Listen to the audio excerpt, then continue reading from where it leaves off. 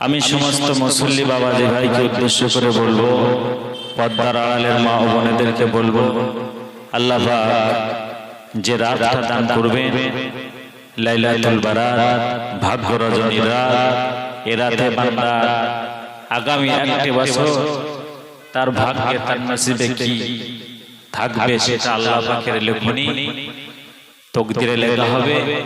এ রাতে আপনারা বেশি বেশি করে পবিত্র কালামুল্লাহ শরীফ, কোরআন শরীফ তেলাওয়াত করবেন, বেশি বেশি নফল নামাজ পড়বেন, যত পারেন জিকির আজকার বেশি বেশি করে করবেন।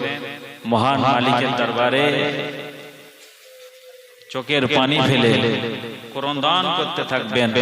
আল্লাহ বললেন, উদউনি আস্তাজিব লাকুম, বান্দা তুমি আমাকে ডাকো, আমি তোমার ডাকে সাড়া দেব। তোমার অভাবের কথা, রোগের কথা, শোকের কথা, সর্ব বিষয়ে রিজিকের কথা আল্লাহ পাকের দরবারে আমরা শেয়ার করব। মালিক আমাদের দোয়াকে ফিরিয়ে দেন না। আল্লাহ পাক আমাদের জীবনের গুনাহ ক্ষমা করে দেবেন এবং আগামী একটি বছর আমরা কিভাবে দিন জীবন যাপন করব সেটা আমাদের ভাগ্যে লেখা হবে।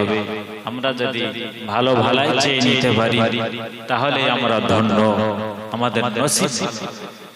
আর যদি আমরা এই রাতটাকে জাগ্রত অবস্থায় না কাটিয়ে দিয়ে হই হই করে এদিকে ওদিকে সিরিয়াস হচ্ছি কাটিয়ে সময়টা অপচয় করি, আন্তাবাতা আমাদের জীবনের সবকিছু বরবাদ হয়ে যাবে, শেষ হয়ে যাবে।